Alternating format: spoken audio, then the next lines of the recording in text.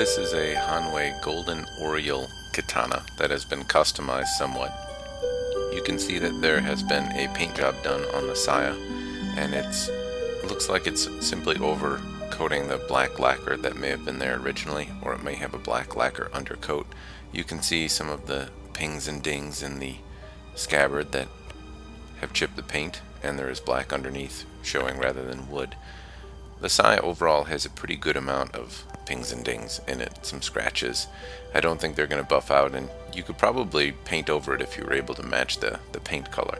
It's a simple matte black or matte kind of taupe finish, and it doesn't show fingerprints very easily. I personally like that because I find it easier to clean and it doesn't look all grimy all the time.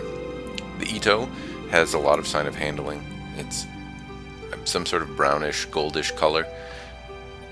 The samegawa that shows is rather nice. It has a nice outline to it, but there are some signs of handling. The blade has some signs of cutting as well. It's straight, it's sharp, it doesn't have any amount of rust or anything like that on it, but there are some scuffs and scrapes and whatnot on the blade from cutting use.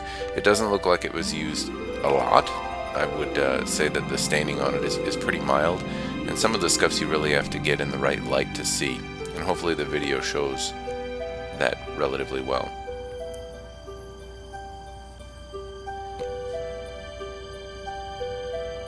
The hamon stands out pretty well. This is in a, not a very light day outside, and you're able to see the hamon pretty well. Hanwei does a good job with making that pretty bold. You can see with my dodgy camera work here, there are some scuffs. These are some of the highlight ones that are easier to see, and as I move the blade back and forth in the light, you can see that there's not a ton of sign of scuffing, but I can tell you that they are there. I'll move on to some photos just so that you can see the blade in the saya right now. This is my first time using Adobe Premiere to try and edit photos, so I'm getting used to it. Bear with me as I try to make this viewable. The Kashra and Fuchi and Manuki and Tsuba all appear to be from a second generation Hanwei Golden Oriole, as is the blade. It looks like the saya was repainted and the ito was rewrapped, but I believe the original Suka core and Same and all of that are still in use. I was told that the saya and all of the custom work was done after it was sent to Fred Lohman Company a few years ago.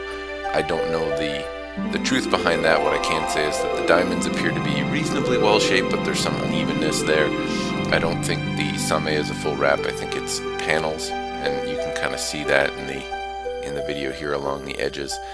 The fittings all appear to have been kind of had the patina removed off of them slightly, so you can see the alloy. They're more of a silver color with a smaller bit of patina on them now. The saya also has this strip near the kurigata that was not lacquered, but it shows some of the signs from the sageo being tied on it a little too early. And there are, as I mentioned, some chips and dings that go into the black lacquer underneath. It almost looks like a military style scabbard. Overall, the blade is very pleasant. It has a nice shape. There's a nice swish. It's very light and nimble in the hand, which is one thing I like about the Golden Oriole. The suka, or the handle length, is relatively long, and that can get kind of irritating for some, but the blade is kind of a smaller profile. It's almost like a Shinto with a bohi in it, and it moves really, really easily. The center of balance is a lot closer to the suka because of the long handle and the weight associated with it.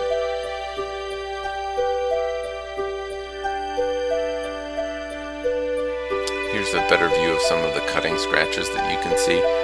I tried to get them as close up as I could. That's all I have for you. I hope this was useful. Thanks for watching.